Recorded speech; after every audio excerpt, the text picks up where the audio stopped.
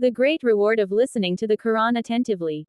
The Holy Quran is not just a book of guidance, but a source of peace, healing, and divine wisdom. It is the direct word of Allah revealed to the Prophet Muhammad, peace be upon him, for the guidance of mankind. While reciting the Quran holds immense virtue, even listening to it attentively is a form of worship that brings tremendous rewards. In a world full of distractions, taking time to listen with sincerity can transform hearts and elevate spiritual connection with Allah. The command to listen attentively.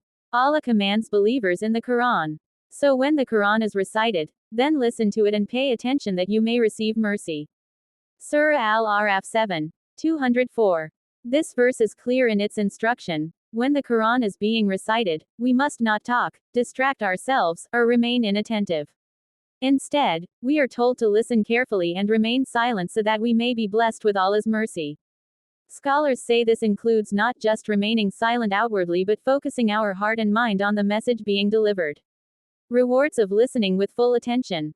Attaining Allah's mercy. As the above verse mentions, listening attentively is a cause for receiving rahmah mercy. In times of hardship, this divine mercy can be the greatest relief. Spiritual healing. The Quran describes itself as a healing for hearts. When a person listens with humility, it can calm anxiety, bring peace, and remove doubts. Strengthening iman and faith. The companions of the Prophet PBUH used to cry while listening to the Quran, deeply affected by its message. Their faith would grow stronger just through listening. Recorded as an act of worship. Like praying or fasting, listening to the Quran is an ibadah, act of worship, and angels record this act in your book of deeds. Forgiveness of sins. Some narrations and scholars state that if someone listens to the Quran sincerely and reflects upon its meaning, it becomes a means of forgiveness for their past minor sins. Examples from the life of the Prophet PBUH. One day, the Prophet Muhammad, peace be upon him, said to Abdullah ibn Mas'ud, R.A. Recite the Quran to me. He replied, should I recite it to you when it was revealed to you? The Prophet said, I love to hear it from others. As he recited from Surah An-Nisa, the Prophet began to weep, showing us the deep emotional connection and effect of listening attentively to the Quran. Etiquettes of listening to the Quran.